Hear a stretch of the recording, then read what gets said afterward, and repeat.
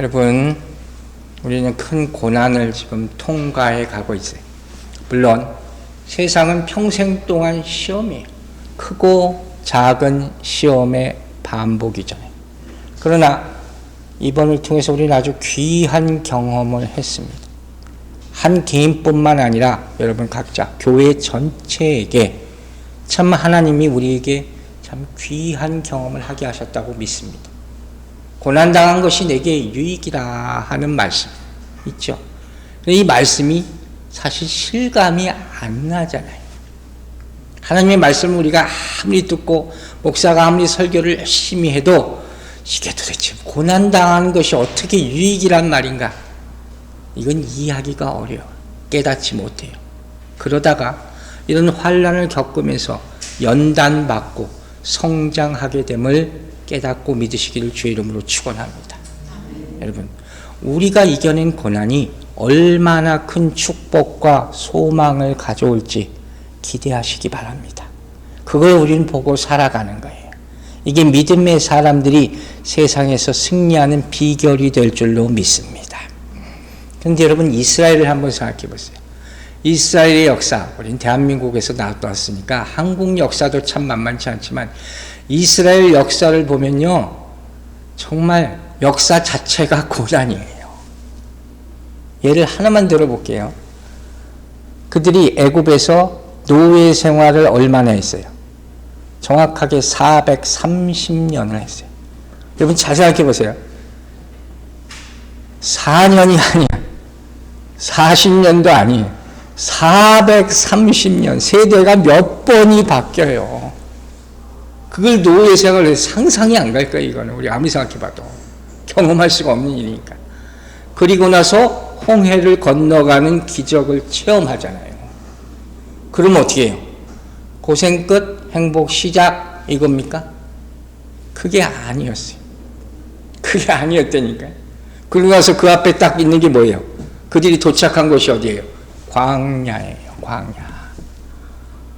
차라리 애굽은 계속 살아왔던 경험이 있으니까 노예로 살든 어떻게 살든 그냥 살면 되잖아요. 광야는 처음. 이거 어떻게 살아야 되나 막막할 수밖에 없는 거예요. 그래서 출애굽한 지 사흘 만에 이 사람들이 불평하기 시작한. 그래서 하나님이 어떻게 하셨어요? 이들에게 이렇게 살아라 주신 광야의 나침반, 광야에서 어떻게 하면 살아야 될지 가르쳐주는 삶의 윤리, 이게 바로 십계명이에요. 라이프 애플리케이션이라는 거예요. 삶의 지침서예요. 오늘부터 이 십계명 강의를 시작을 합니다. 오늘은 그 배경을 보고 2022년을 사는 우리들이 왜 이 십계명, 이 구약의 계명을 배워야 되는가? 그런 얘기하는 사람들이 정말 많아요. 아니 몇천 년 전에 이스라엘에게 주신 율법을 왜 우리가 이거 알아야 하는가 해서 안 가르치잖아요. 그러나 이 말씀 들으면서 우리에게 반드시 필요한 법이라는 것을 여러분이 깨닫게 되기를 바랍니다. 자, 출애굽기 20장 1절부터 봅니다. 하나님이 이 모든 말씀으로 말씀하여 이르시되 그랬어요. 여러분 뭘 생각이 딱 나오세요? 하나님은 모든 일을 뭘로 하세요? 말씀으로 시작하세요. 모든 일을 말씀으로 처리했어요. 창세기에서 봤죠? 빛이 있으라, 다 말씀이에요. 요한복음 1장에 뭐라고 했어요? 말씀이 육신이 되었다 하죠. 하나님이 하시는 다 말씀이에요. 그러면 어떻게 우리도 여러분 모두도 어떻게 해야 돼요? 말씀으로 모든 일을 시작하게 되길 주의 이름으로 축원합니다. 말씀으로 살아야 된다는 거예요. 주의 말씀, 성경으로 살아가야 된다는 거예요. 그리고 그 말씀을 듣고 순종하시게 되기를 바랍니다. 즉 주님의 말씀을 듣고 어떻게 돼요? 귀를 기울이라 하는 거예요. 그냥 지나가는 얘기로 듣지 말고 제발 좀 언제 그랬어요 하지 마세요.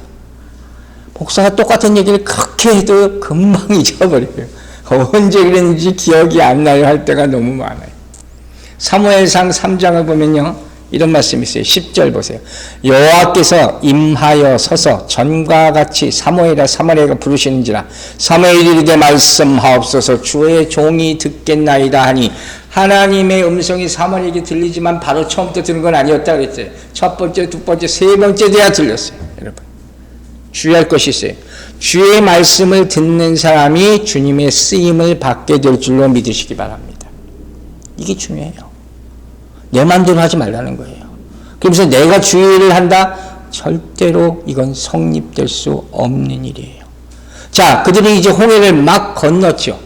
그 다음에 가장 필요한 게 뭐예요? 홍해를 건넜어요. 기적을 봤어요. 그 다음에 하나님의 말씀을 받아야 돼요. 사도행전을 봐도 오순절 성령 강림 사건이 일어나고 그 다음에 뭐 했어요? 사도들이 말씀을 가르치기 시작했어요. 반드시 이게 있어야 한다는 거예요. 왜 이게 필요합니까? 왜 말씀이 필요합니까? 장차 일어날 모든 일들, 사막에 살면서 감당해야 될 모든 문제와 시험과 방해와 이런 것들을 이겨낼 수 있는 무기를 받는 시간이 꼭 필요하기 때문이에요. 그게 바로 하나님의 말씀이에요. 즉, 우리가 신앙생활을 하면서 여러분, 기적을 체험할 수 있어요. 은혜 받을 수 있어요. 그러나 그 열심만 가지고 신앙생활 하는 게 절대로 아니에요. 일부터 하려 하지 마세요. 그럼 오래 못 가고 실족해요. 말씀을 먼저 받으세요. 말씀으로 주님을 만나고 그 말씀을 믿고 일어나게 되기를 주의 이름으로 축원합니다. 자, 출애굽기 20장 2절에 이렇게 나와 있어요. 나는 너를 애굽 땅 종되었던 집에서 인도하여 낸 네 하나님 여호와니라. 하나님께서 이스라엘 백성들을 직접 애굽으로부터 인도했다는 거 아니에요. 생각해 보세요. 이 사람들 얼마나 축복받은 사람들입니까? 저는 정말 구약을 보면서 옛날에 정말 부러웠어요. 이 사람들은 뭘 이렇게 잘한 게 있어가지고 하나님이 이렇게 사랑하셨을까? 왜 대한민국 사람들을 택하지 않으셨을까? 별의별 생각들을 다 해봤어요. 하나님이 이들을 정말 택하시고 먼저 부르시고 그 수많은 민족 가운데서 그리고 광야를 인도하시고 구원하시고 가나안까지 가게 하시는 거예요. 여러분, 제가 전에 얘기한 거 있어요. 이스라엘 구약을 보다 보면 우리가 발견하는 게 하나님이 이스라엘에게 주신 세 가지 특권, 제가 몇 번 얘기한 적이 있어요. 기억나세요? Three privileges라는 거예요. 세 가지 특권이 있어요. 하나가 뭐예요? 할례 받은 거죠. 두 번째가 뭐예요? 언약, covenant. 아브라함을 통해서 주신 것. 세 번째가 뭐예요? 바로 law, 율법이에요. 할례, 언약, 율법. 이 세 가지가 이스라엘 민족만 받은 거예요. 이 사람들이 자랑할 만하다 그랬잖아요. 그런데 이 하나님이 왜 특별히 유대인에게 이 율법을 주셨을까? 왜 그랬을 것 같아요? 우리는 알 수 없죠. 이게 하나님의 뜻이니까. 하나님의 뜻이니까 뭐라고 해봤자 소용없죠. 이미 주신 거니까. 근데 재미있는 얘기가 있어요. 이게 뭐 맞는 얘기는 아니지만 재미있는 얘기 하나 할게요, 여러분. 하나님이 법을 주시려고 작정했을 거 아니에요. 처음에 누구한테 갔냐면, 여러분, 스파르타라고 영화도 있어요. 300이라는 영화 있어요. 싸움 잘하는 민족도 있어요. 그 사람들에게 갔대요. 너희에게 내가 율법을 줄게 하니까 물어보는 게 어떤 계명인데요? 그랬더니 살인하지 말라는 거야. 아유, 나는 안 받을래요. 그랬더니 그 사람들 못 받았어. 두 번째는 로마 사람들이 갔어요. 그래서 율법을 줄게. 그랬더니 무슨 법인데요? 도둑질 하지 마. 아유, 그건 나는 싫어요. 도둑질이 많은가 봐요. 그래서 또 피했다는 거예요. 그 다음에 어딜 갔냐? 부패한 도시 폼페이로 갔어요. 타락한 도시. 거기에 하나님이 또 율법을 주신다는 거예요. 어떤 법인데요? 간음하지 말라고. 얼굴이 볼게 져가지고 또 도망쳤다는 거예요. 마지막으로 유대인들에게 갔다는 거예요. 내가 법을 줄게, 율법을 줄게. 유대인이 뭐라고 물어봤을 것 같아요? 얼마예요? 이렇게 물어봤대요. 하나님이 공짜다. 유대인이 공짜 좋아한다. 그랬더니 유대인이 뭐라 그랬겠어요? 그럼 10개 다 주세요. 내가 받을게. 다 받아갔다는 거예요. 여러분도 다 받아가시기 바랍니다. 하나님이 은혜로 주신 법이에요. 그게 10계명이에요. 자, 지금부터 이 10계명의 배경부터 봅니다. 먼저 시간적 배경을 보는 거예요. 여러분, 언제 주셨어요? 다 아는 사실이에요. 성경 읽어본 사람 다 아는 사실이에요. 출애굽 직후에 주셨죠. 이게 뭘 의미한다고 그랬죠? 구원받은 후에 그 다음에 구원받은 증거로 주신 거예요. 지금 이거 헷갈리지 마세요. 이건 너무도 중요한 얘기예요. 율법을 지키면 내가 구원해 줄게 이게 아니라 하나님은 은혜로 먼저 구원해 주시고 그 다음에 구원받은 사람이면 마땅히 지켜야 할 도리로 이 법을 주셨다는 거예요. 그래서 항상 은혜가 먼저예요. 아시겠죠? 조건이 아니란 말이에요. 구원에는 조건이 없어요. 전적인 하나님이 은혜예요. 성경을 보세요. 모든 것이 하나님이 우리를 위해서 먼저 만들어 주셨어요. 아시죠? 에덴 동산부터 시작해서 성전, 율법, 말씀 다 하나님께서 먼저 만들어 주신 거예요. 그러면 어떻게 해요? 구하기 전에 이미 받은 줄로 믿으시기 바랍니다. 다 미리 주신 거라니까요. 그러니까 이거 십계명은 은혜로 구원받은 성도가 반드시 지키면서 맺어야 할 열매가 되는 거예요. 저걸 어떻게 지키냐가 아니라 당연히 지켜서 하나하나 지켜나가면서 하나님의 약속이 이루어지는 것을 보게 될 줄로 믿으시기 바랍니다.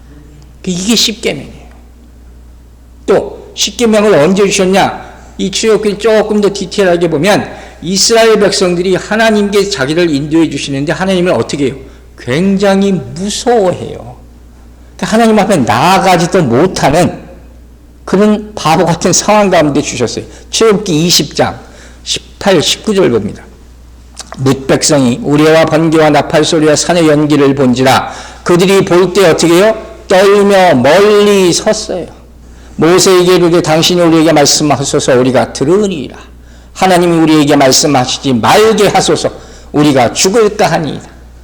하나님이 이 사람들을 인도해 주는데 이 사람들은 무서워서 감히 하나님 앞에 나아가지 못해. 물론 거룩하니까 그렇지만 이 생각 자체가 문제가 있는 거예요. 십계명을 주시면서 어떻게 하는 거예요? 하나님 그들과 더 가까이 하려는 거예요. 이 계명을 통해서 누굴 만나요? 하나님을 만나는 거예요. 그래서 죽지 않게 하시는 거예요. 죄된 인간이 거룩한 하나님을 만나면 죽잖아요. 죽지 않는 방법을 알려주는 것이죠. 그러기 위해서 우리가 반드시 알아야 될 법이 바로 이 율법이라는 거예요. 여러분, 우리 중요한 교훈을 여기서 하나 얻어요. 하나님으로부터 떨어져 있으면, 즉 믿지 않으면 어떻게 돼요? 죽어요. 그러나 가까이 있으면 믿으면 살게 될 줄로 믿으시기 바랍니다. 이게 율법이에요. 자, 두 번째, 어디에다가 새겨주셨어요? 돌판에. 참 특이하죠? 돌판에. 우리 어렸을 때 교회 학교 다닌 분들이 이거 꼭 봤을 거예요. 제가 아동부 전도사를 좀 했기 때문에 참 이런 거 많이 샀거든요. 맨날 붙여놓고 뭐 노래 부르고 암송하게 시키고. 어른들은 이거 안 배웠을 거예요. 출애굽기 32장 16절 보세요. 그 판은 하나님이 만드신 것이요 글자는 하나님이 쓰셔서 판에 새기신 것이더라. 하나님이 다 만드신 거예요. 왜 돌이에요, 여러분? 왜 돌일까요? 상식적으로 생각해 보세요. 보통 종이에다 쓸 거 아니에요. 종이는 어떻게 돼요? 쉽게 찢어지거나 없어지거나 돌에 새기면 어떻게 돼요? 퍼머넌트리, 영구하게, 반영구적으로 오래 갈 것 아닙니까? 그 이유를 일단 상식적으로 생각해 볼 수 있는 거예요. 말로 아무리 약속해도 안 지키면 끝이에요. 종이에다 쓴 계약서 찢으면 없어지는 거예요. 심지어 첫 번째 시내산 언약도 어떻게 됐어요? 이스라엘 백성이 모세가 받아가지고 오는데 구상 숨기고 만들고 송아지 만들고 있었잖아요. 그 즉시 깨져버렸다니까. 그 즉시. 이게 인간의 죄성이라는 거예요.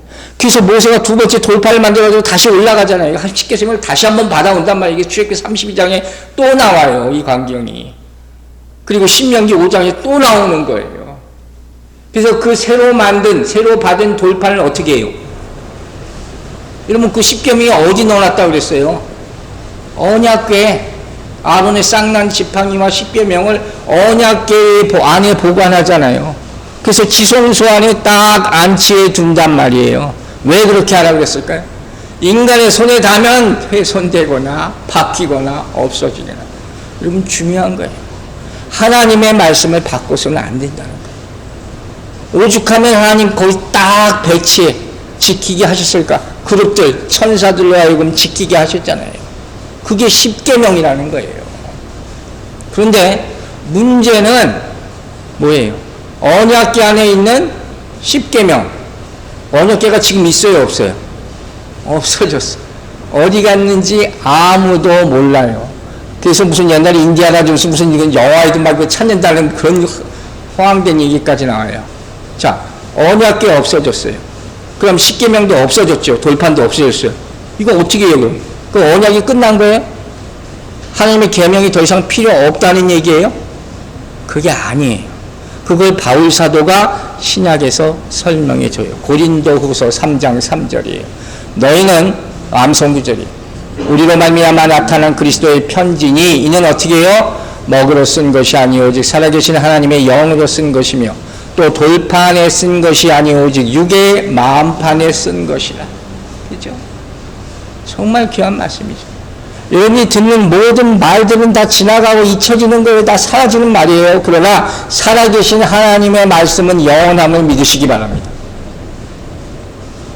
평생 동안 죽을 때까지 죽어서도 이걸 믿는 거예요. 우리가 지금 성경을 이렇게 눈으로 볼 수 있지만 볼 수 없을 때가 분명히 옵니다, 여러분. 그래서 어떻게 하냐? 여러분 성경 자꾸 암송하라는 거예요. 암송하라는 거예요. 네? 하나님의 말씀은 기억하고 있어야 되는 거예요. 암송한 말씀은 없어지지 않기 때문에. 계시록 2장 7절에서 뭐라고 했어요? 귀 있는 자는 성령의 교회에 대한 말씀을 들을지어다. 계시록 2장부터 3장 7 교회에다가 계속 얘기하잖아요. 성령이 하시는 말씀을 들을지어다 하는 거예요. 즉 이 말은 억지로 하나님의 말씀을 봐서 내가 지키려고 하는가 아니면 마음에 새기는가 그 차이예요. 이거 어마어마한 차이죠. 여러분 베풀어 주시는 은혜가 있죠. 그 은혜에 감사하여 기꺼이 자발적으로 기쁘게 말씀을 지키게 되길 주의 이름으로 축원합니다. 이렇게 돼야 된다는 거예요. 그리고 나서 뭐라고 그랬어요?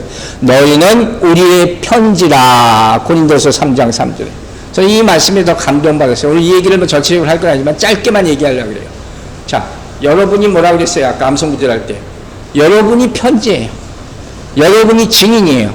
여러분이 복음 전달자라는 거예요.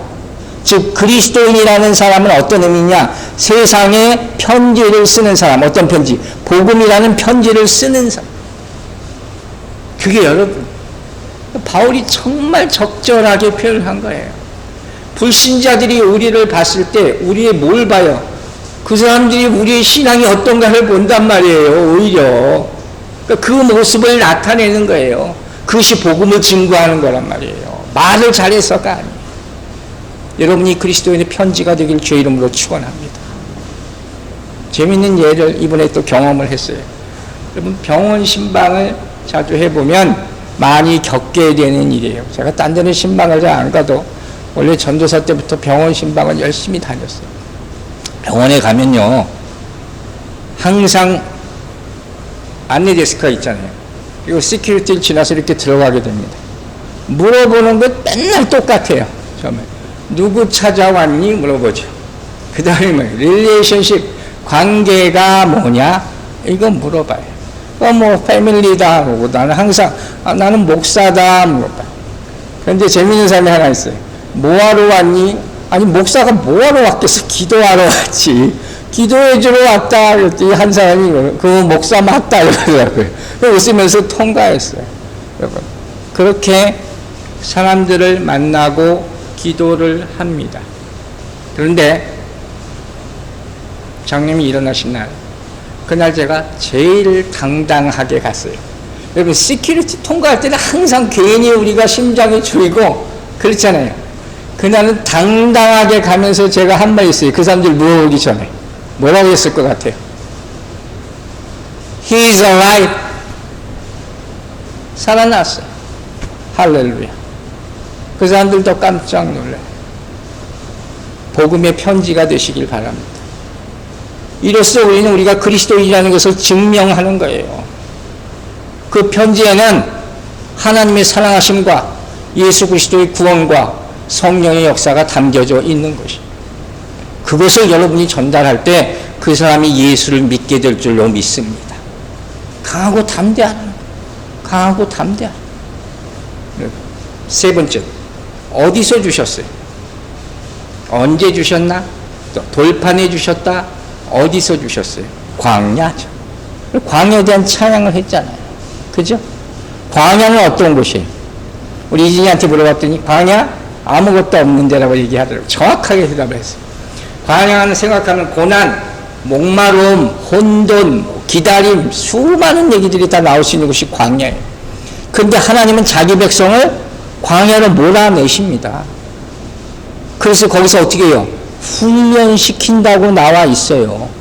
거기서 하나님의 백성으로 만든다고 신명기에 나와 있어요. 8장 2절 보세요. 네 하나님 여호와께서 이 40년 동안에 네게 광야 길을 걷게 하신 것을 기억하라. 왜? 이는 너를 낮추시며 너를 시험하사 내 마음이 어떠한지 그 명령을 지키시는지 지키지 않는지 알려 하심이라. 하나님의 사람은 광야에서 만들어짐을 믿으세요. 광야가 교육과 훈련의 장소라 하는 말이에요. 그죠? 그런데 말이 그렇지 사실 이게 얼마나 어렵습니까? 그렇잖아요.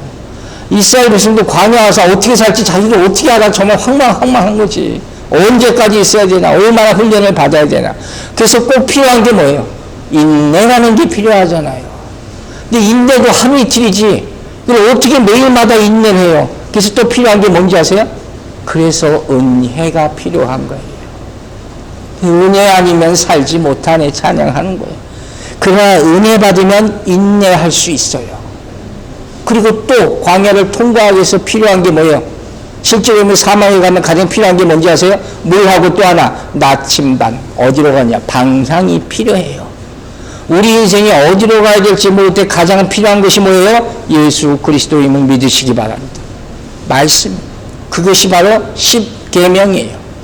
우리 다음 주부터 하나하나 볼 때 이게 정말 필요한 것이구나 깨닫게 될 것이에요. 민수기 20장 5절 보세요. 민수기 20장 5절.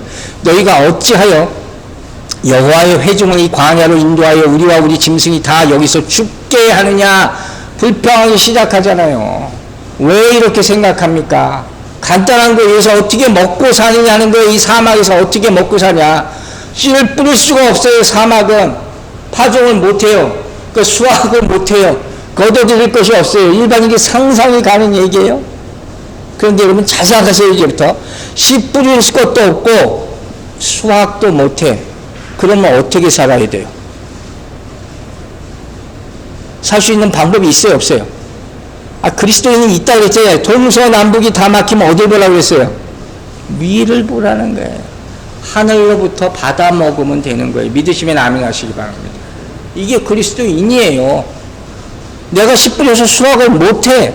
그래도 우리는 살 수 있어. 왜? 하나님이 나에게 주시는 게 있으니까. 이걸 믿고 사는 거예요. 여러분, 세상에 볼 게 얼마나 많습니까? 그 유혹당한다 그러죠. 광야에는 볼 게 하나도 없죠. 근데 누구를 볼 수 있어요? 하나님만을 볼 수 있음을 믿으시기 바랍니다. 이게 광야예요. 그래서 하나님이 이스라엘을 끄집어내신 거예요. 나만 바라보는 훈련을 해라. 40년은 최소한 해야 된다는 거예요. 그래야지 진짜 하나님의 사람이 된다는 거예요. 하박국 선지자가 유명한 말씀을 했죠. 그리스도인의 인생은 이런 것이다. 한마디로 하박국 3장 17, 18절 보세요. 비록 무화과 나무가 무성하지 못하며 포도나무에 열매가 없으며 감람나무에 소출이 없으며 외양간에 소가 없을지라도. 우리 찬양했죠. 자, 여기까지 보면 뭐 인생이 왜 저래? 있는 게 아무것도 없어. 근데 그게 뭐가 있어요? 나는 여호와로 말미암아 즐거워하며 나의 구원의 하나님으로 말미암아 기뻐하리로다. 아멘. 그죠? 이게 가능하십니까? 이게 진짜 가능하게 되기를 주의 이름으로 축원합니다. 이게 그리스도인의 인생이에요. 광야하면 생각하는데 뭐 아무것도 없는 곳, 사막은 아무것도 없는 곳이에요. 다 그렇게 생각해요. 근데 잘 생각해 보세요. 사막에 우물은 없어요. 그러나 뭐가 있다고 성경은 얘기해요? 오아시스가 있어요. 이걸 만나면 살아요. 여러분의 인생의 오아시스, 예수 그리스도를 만나게 되길 주의 이름으로 축원합니다. 허벌판에 흙과 바위밖에 없어요. 거기서 어떻게 살아요? 깨뜨리면 생수가 터져 나옴을 믿으시기 바랍니다. 이게 은혜예요. 또 세상에 없는 게 뭐가 있어요? 구름기둥, 불기둥. 그러고 보니까 아무것도 없는 게 아니라 은근히 있는 게 많죠. 그리고 정말 중요한 건 뭐예요? 생명과 관련된 것은 다 다 있어요. 그러면 되는 거죠.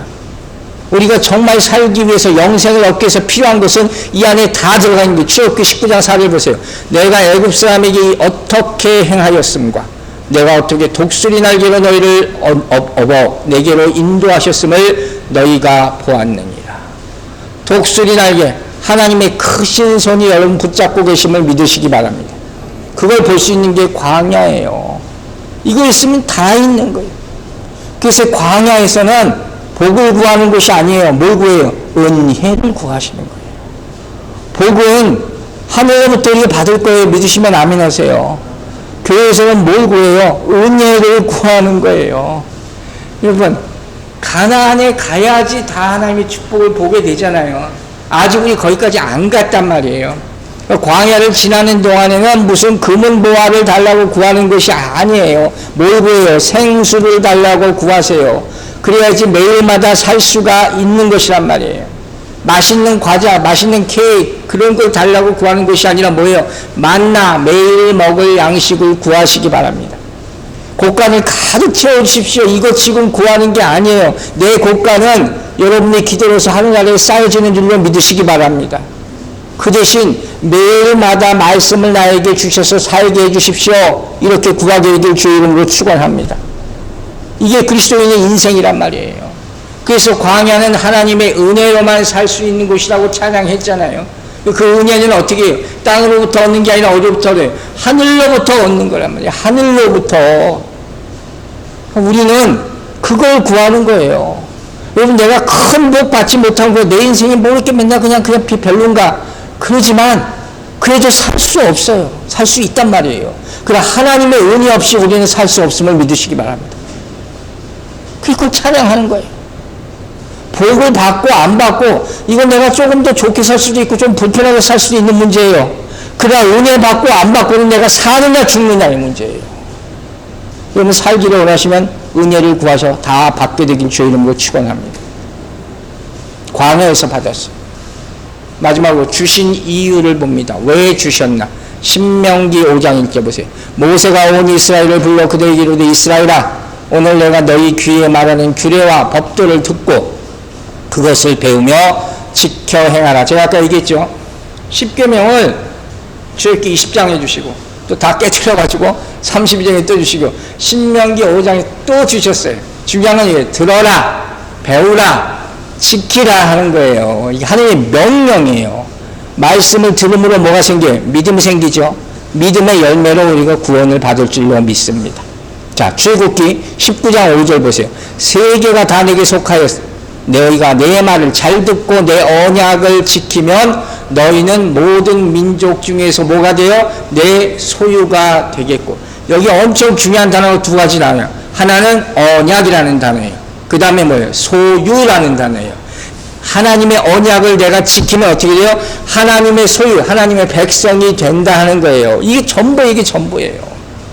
자, 설명할게요. 출애굽기 20장에 주어진 10계명은 누구에게 주어진 거예요?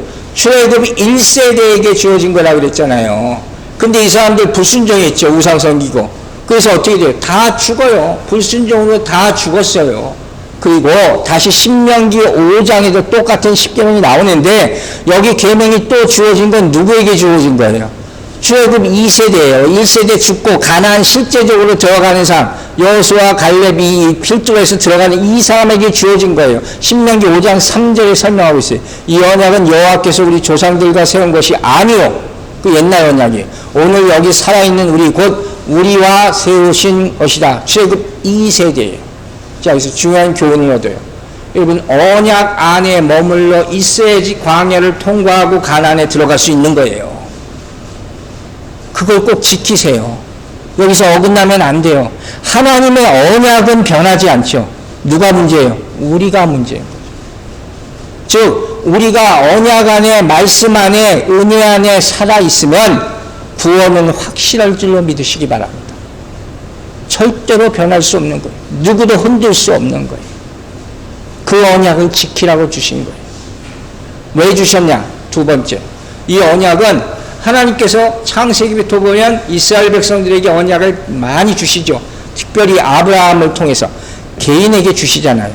근데 이 언약은 창세기 15장에 17장에 나오는 그런 개인에게 주신 언약이 아니라 이스라엘 민족 전체에게 주신 언약이에요. 즉 이 말씀은 이제 율법을 받았어요. 구원받고 율법 받았으니 다른 이방인과 구별된 성결한 삶을 살아가라. 이걸 얘기하고 있는 거예요. 여러분, 하나님의 말씀을 받은 사람은 그 순간부터 성결한 삶을 살아야 될 줄로 잊지 마시기 바랍니다. 그 순종을 보기 위해서 이 말씀을 주신 거예요. 요한복음 14장 21절 이런 말씀 나오죠. 나의 계명을 지키는 자라야 뭐예요? 나를 사랑하는 자니. 나를 사랑하는 자는 내 아버지의 사랑을 받을 것이요 나도 그를 사랑하여 그에게 나를 나타내리라. 하나님의 사랑은 어떻게 나타나요? 그분의 뜻에 순종할 때 나타나는 거예요. 사랑해 주세요 말만 한다고 그게 아니에요. 어렸을 때 그런 아이들이 있어요. 왜 부모는 나는 사랑하지 않을까? 그게 아니에요. 부모의 말을 듣지 않았기 때문에 그걸 깨닫지 못하는 거지. 그걸 나이 들어서 깨달아서 참 비극이지만, 그죠? 하나님의 말씀을 지키세요. 그 순간 하나님이 나를 얼마나 사랑하시는가를 깨닫게 될 줄로 믿습니다. 왜 주셨는가? 세 번째, 이 세상은 이상한 법들이 너무 많아요. 십계명은 구별된 법이에요. 여러분, 이 미국에도 우리가 알지 못하는 수많은 법들이 있어요. 교회 노예에 나가 보세요. 말도 안 되는 이상한 법들이 너무 많아. 맨날 그거 가지고 싸우고 앉았어. 옛날 교회에는 지난주에도 무슨 껌 얘기했잖아요. 사탕 먹지 마라. 또 개 데리고 오지 마라. 별의별 법들이 다 교회마다 다 있단 말이에요. 왜 이런 법들을 사람들이 다 만들어요? 사람에게 불편을 주기 때문이에요. 그래서 법을 자꾸 만드는 게 살다 보니까 법이 필요했다는 거예요. 안전과 편의를 위해서 사람들이 법을 만드는 거예요. 그럼 여러분, 오늘날 세상의 모습이 어때요? 법을 다 지킵니까? 안 지킵니까? 안 지키잖아요. 마태복음 24장 이걸 이렇게 표현했어요. 11절 12절 거짓 선지자가 많이 일어나 많은 사람을 미혹하겠으며, 그 다음 보세요. 불법이 성함으로 많은 사람의 사랑이 식어지. 오늘날 사람들이 법을 안 지킨단 말이에요. 법만 도대로 지켜도 사람 생활이 이렇지 않을 거예요. 왜 안 지키는지 아세요, 여러분? 왜 안 지킬까? 법이 나쁜 건 아닌 것 같은데, 자유라는 이름으로 자기 인권, 권리가 더 중요하다고 생각하기 때문에 법을 안 지키는 거예요. 하나님의 말씀 이걸 왜 안 지켜요?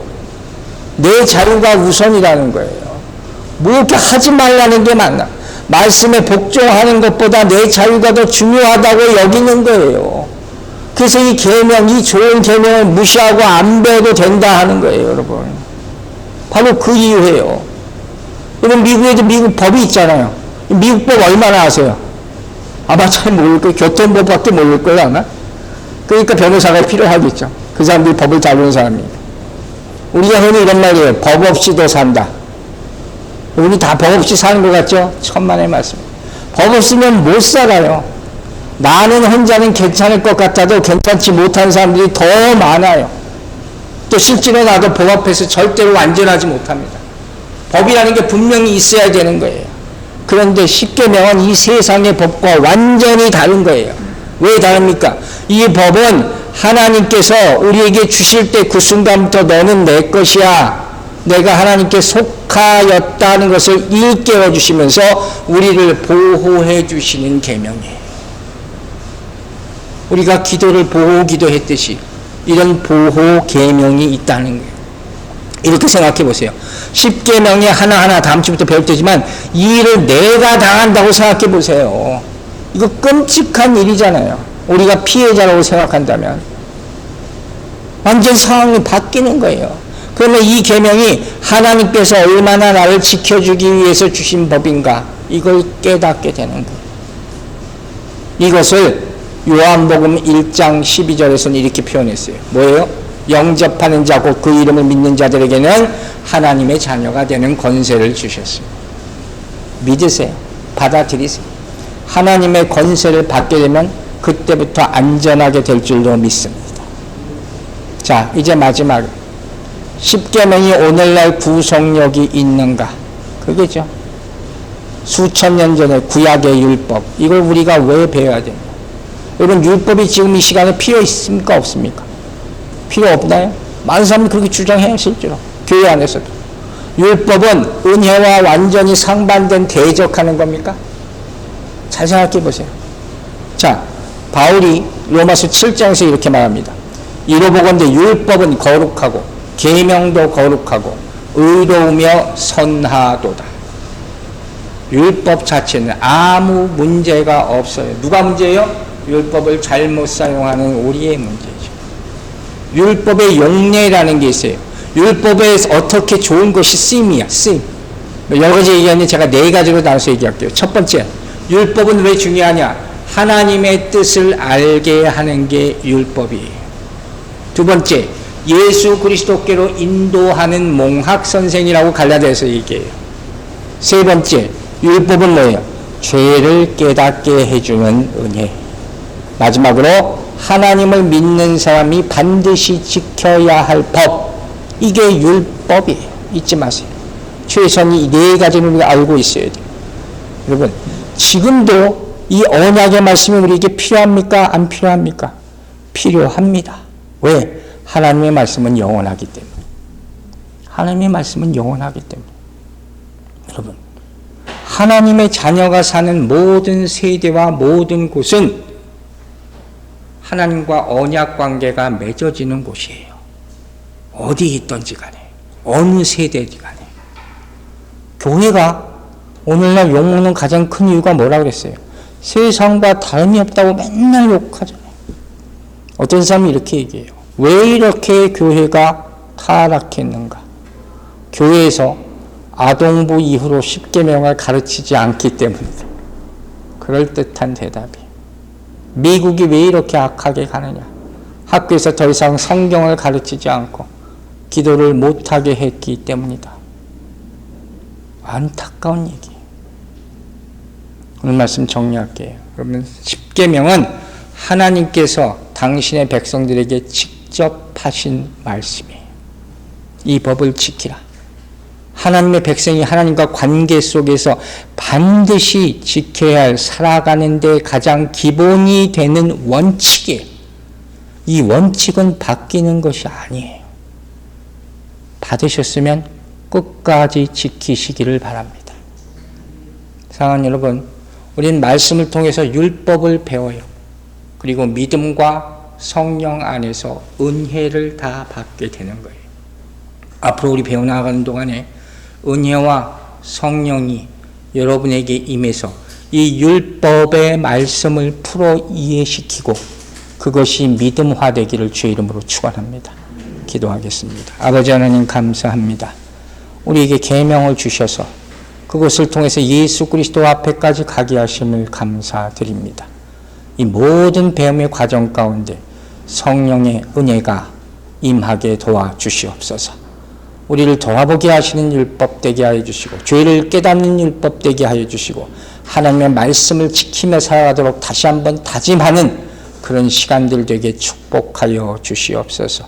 우리에게 십계명을 주신 하나님 아버지께 감사드리며 우리를 구원하신 우리 구주 예수 그리스도의 이름으로 기도했습니다. 아멘.